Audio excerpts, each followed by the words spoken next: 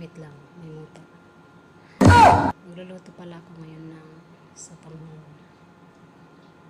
Pag mga noodles yung niluluto ko, hindi na sila kumakain ng rice.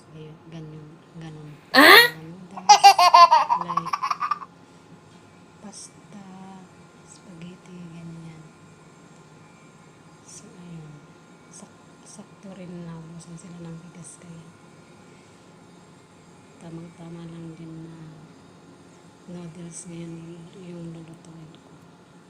Wow!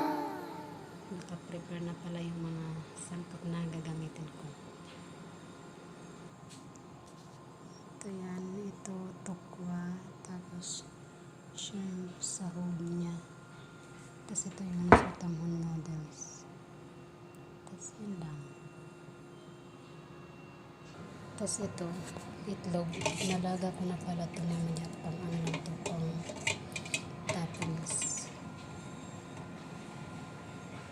Tapos, proceed na tayo dito guys. In 1, 2, 3.